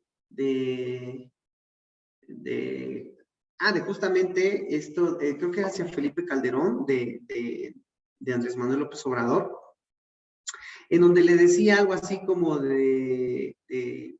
hizo el Fobaproa, mintió, le dio ¿cómo se llama? Un contrato a su cuñado, mintió, ¿no? Y entonces empieza a decir eso, pero te está diciendo todo y al final no solamente te está diciendo una sola cosa, o sea, que es mentiroso o que es corrupto. Entonces, por ejemplo, una de las cosas que distinguíamos ahí es, ok, aprende a distinguir el contexto, o sea, porque hay veces que eso solamente te está diciendo una sola cosa, no te dice más. Te puede mencionar muchos casos, pero todos esos casos van orientados a decir solamente que es corrupto o que es deshonesto. Justamente el tema de que cuando es una codificación, por eso también en los papers te toman arriba del punto 60, ya te toman como que tus datos son confiables, porque el otro 40% pues se toma como que son ese porcentaje en donde no te pudiste poner de acuerdo, o alguien más lo pensó de manera distinta, ¿no? Pero casi tienes un gran porcentaje en donde estás coincidiendo. Entonces, de repente sí puede pasar a llegar eso. Lo otro es que asignar las marcas y vaciarlo a la matriz de datos, pues resulta un poco complejo manejarlo. Porque de repente, pues tienes que ir haciendo tu matriz. O sea, generalmente cuando haces un análisis de contenido cuantitativo, debes de tener una matriz de datos donde puedas bajarlo y debes asignar la marca e irlo poniendo, ¿no? Entonces, trabajar con estas bases se vuelve demasiado complejo, porque tienes que saber cómo manejarlo, porque de repente ahí se te llega a ir un número y pues, ahí tienes que ponértelo a buscar en dónde fallaste. Entonces, por ejemplo, ahí requiere como mucha precisión en el etiquetado, porque imagínate, o sea, yo tengo yo analicé 3,180 spots, pero tengo fácil como unas 15,000 frecuencias. El tema es que todo tiene que cuadrar. Por ejemplo, por lo menos en el modelo de Benoit, o sea, si obtuve 100 frecuencias en aclamación, ataque y defensa, esas mismas 100 frecuencias deben estar reflejadas en temas de política y de carácter. O sea, no puedo tener 102, porque si no algo hice mal. Y también en los subtemas, porque obviamente los temas, las funciones se ejercen sobre los temas y estos se dividen en subtemas, pero en los subtemas también debo de tener 100 frecuencias. Si no tengo esas frecuencias 100, 100, 100, o sea, algo hice mal. Y entonces tengo que regresar, porque obviamente estoy codificando lo mismo. Entonces, justamente también esa idea de que no se empalme y que sea mutuo, o sea, ahí la idea es que hay que asegurar mutua exclusión, que es lo más complejo.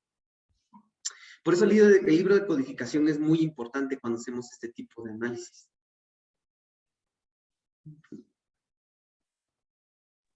Muchas gracias. Sí, sí, sí. Y pues sí, la verdad que ahora viendo un poco el trabajo, realmente, yo lo que creo, yo no soy lingüista, yo me imagino que ustedes tienen estudios más padres sobre esto, pero yo sí voy de acuerdo que el lenguaje tiene un comportamiento sistemático y que podemos abstraer esa sistematicidad. Y que esa sistematicidad nos puede decir muchas cosas muy interesantes. Como también estoy del lado del quali por ejemplo, cuando yo hice la defensa de la tesis, me decían, bueno, ¿y por qué no viste el contexto? ¿No? O sea, eso no lo puedes entender así, porque sin contexto, no, es que a mí no me importa entender el contexto, porque yo, o sea, no me interesa bajar a los mecanismos causales, ¿no? A través de algo cualitativo. Porque en parte no podría ser algo tan grande. O sea, estarán de acuerdo que si yo quisiera eso, tendría yo que ir a analizar unos 5 spots que se hicieron en 5 lugares distintos y otra cosa, o sea, no se puede. A mí lo que me interesa es justamente encontrar esa sistematicidad de la estrategia. O sea, por ejemplo, a mí como investigador, me interesa ver, por eso hice esa distinción entre ganadores y perdedores. Lo que me interesa ver es si hay elementos que podamos distinguir que hace a un candidato retóricamente más ganador, o sea, que lo distinga del perdedor, para que entonces podamos hacer un poco lo que dice Iván. O sea, ya empezar a partir de eso, ver si efectivamente es ese discurso, esas frecuencias de esto que tiene este discurso ganador, se concatena con el efecto sobre la persona. Entonces, a mí por eso, esa es la parte que a mí me interesa. Pero claro, pues ya saben que, como les decía, a veces la investigación va mucho más lenta que la realidad, ¿no? Por ejemplo, con Melanie, pues tenemos ahí un proyecto ¿cómo se llama? De lenguaje natural en Twitter, y pues creo que por ahí también parte de estos supuestos también nos han ayudado bastante.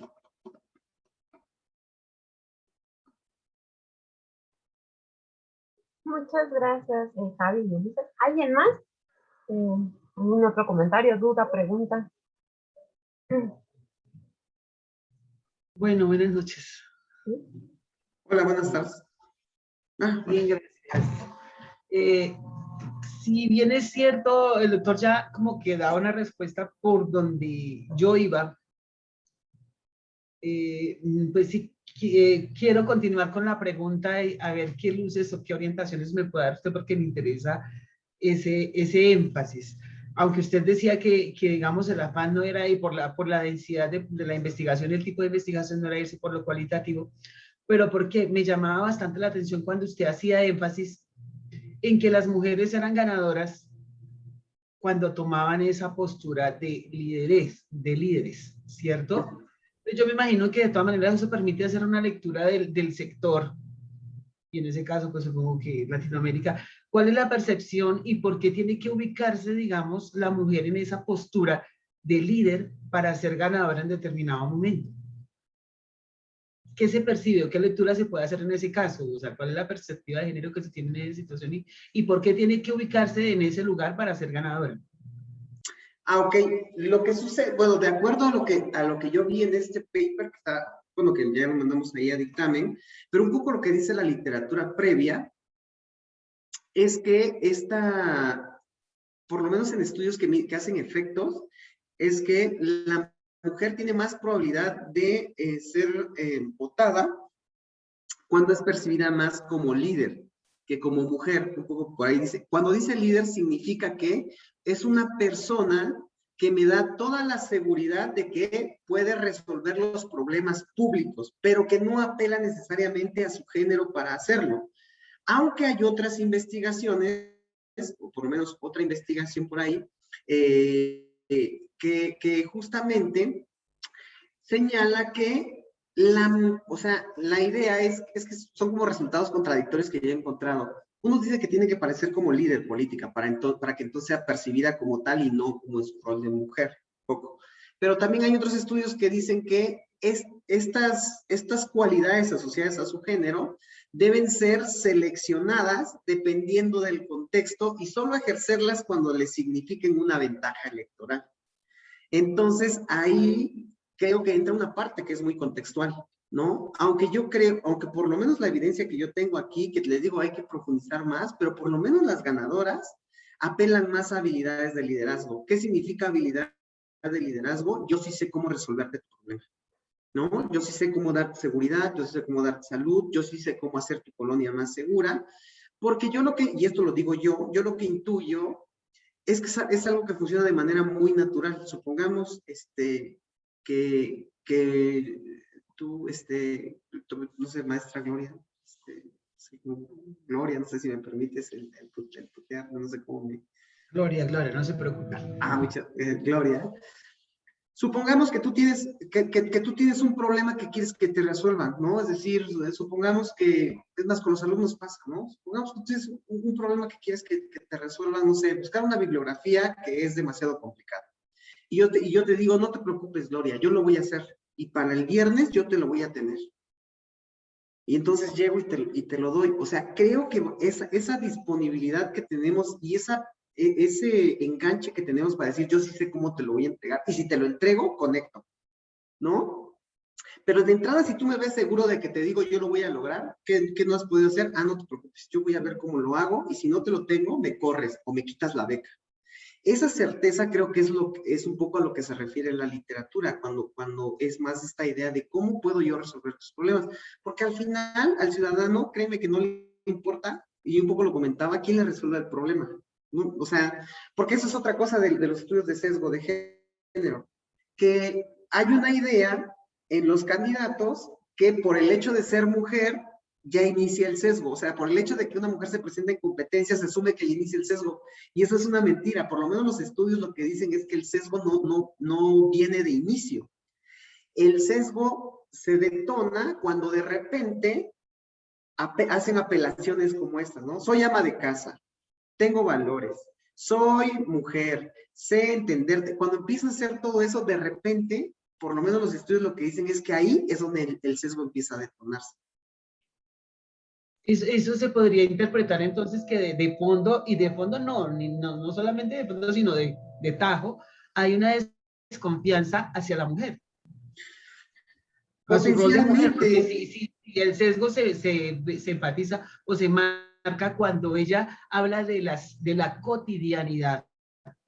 Entonces... Sí, ahí hay una desventaja potencial de la mujer, que incluso yo lo puse ahí en el paper. Hay una desventaja porque la mujer es la única que tiene que equilibrar, porque ni siquiera, o sea, en la literatura dice que tiene que equilibrar, pero ni siquiera es un equilibrio, porque equilibrio significaría que el tono masculino y femenino debería estar a la par, sino la mujer tiene que empezar como piezas de dominó, ver dónde las coloca dependiendo. Entonces realmente es la única que tiene este reto de entenderse y asumirse como mujer, pero también ser vista como líder política, pero no tanto como para que se vea muy negativa, pero tampoco que se vea muy positiva, que le reste puntos para decir que no va a ser capaz en el cargo.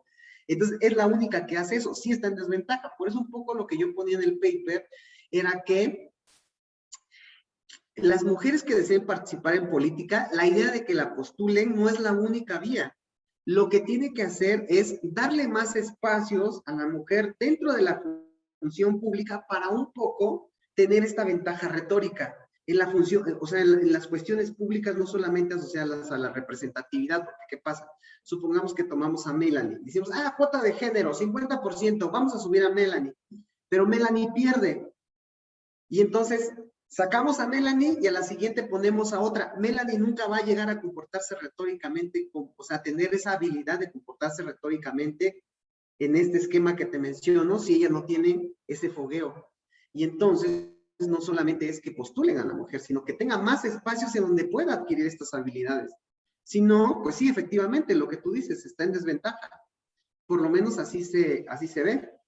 Es que yo pensaría que no solamente es un trabajo de tener más posibilidades, sino que en ese mismo trabajo tenga esa posibilidad de transformar esos imaginarios colectivos que no la estanquen solamente en una postura para ser reconocida como una persona capaz.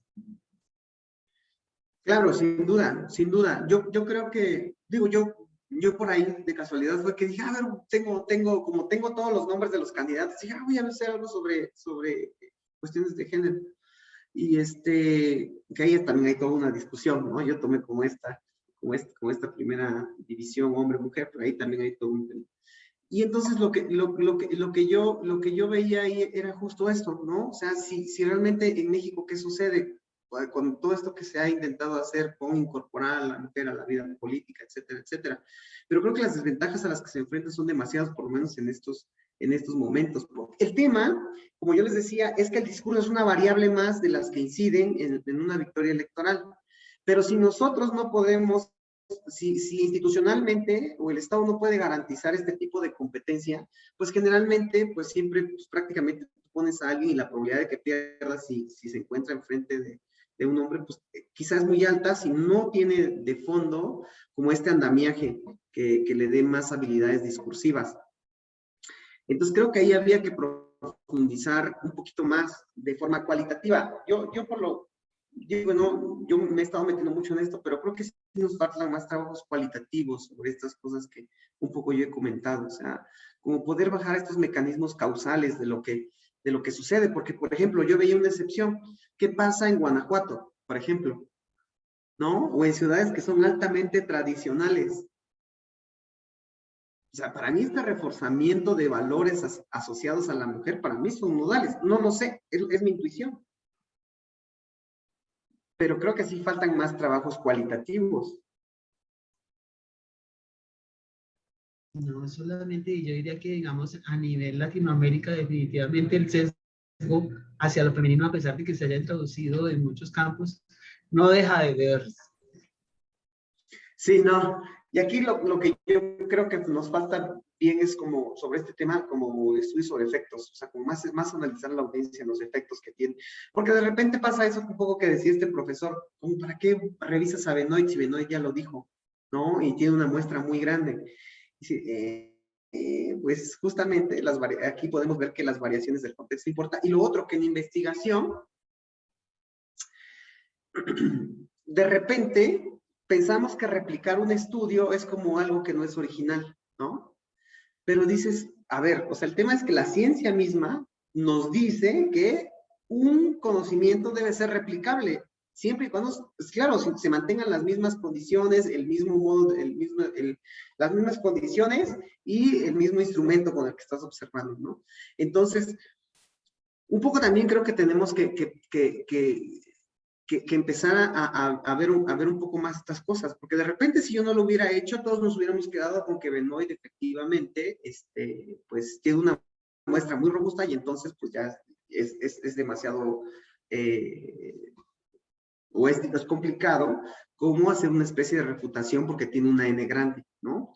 Pero el tema es que aquí por lo menos lo que vemos es que lo contextual también nos va a estar, o las condiciones propias del diseño electoral nos va a estar diciendo como mucho, ¿no? Sobre la forma en cómo se construye esta retórica. Entonces creo que también falta un poco también cuestionar un poco lo que nos llega de fuera, ¿no? O sea, verlo con otras miradas y empezar a ver como algunas cuestiones empíricas que potencialmente nos estén diciendo que puede haber ciertas contradicciones a la teoría.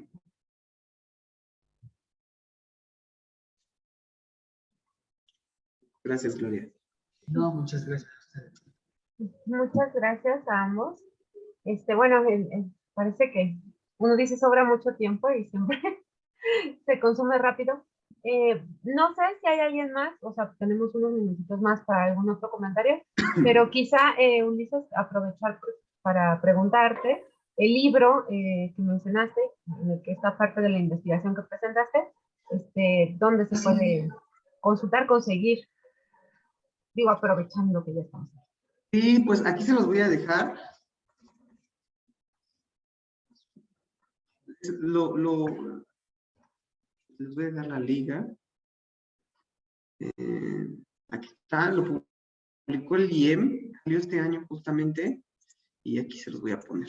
Entonces, acá se los dejo en el chat. Pues por ahí me van a mandar algunos ejemplares. Con mucho gusto cuando nos veamos, pues te paso algunos, pues si a alguien le interesa, pues el ejemplar en físico, pero si no, ahí viene el PDF, lo pueden descargar. Muchísimas gracias, Ulises. Ahí, le agradezco Sí, no, también pues gracias a ustedes por la invitación, la verdad que a mí me da mucho gusto poder estar aquí con ustedes y la verdad que esta convergencia que hemos tenido con Melanie, con la parte lingüística, la verdad que se me ha hecho fundamental para poder como hacer esa transdisciplina, ¿no? Creo que un poco ahora tenemos que ir hacia allá. Pues sí, y ahí donde la lingüística no acaba de explicar todo, pues entran otras disciplinas Otras que disciplinas. siempre ayudan, ¿no? Justamente para romper a veces los sesgos que hay, si se mira solo desde un ángulo. Entonces, Sí.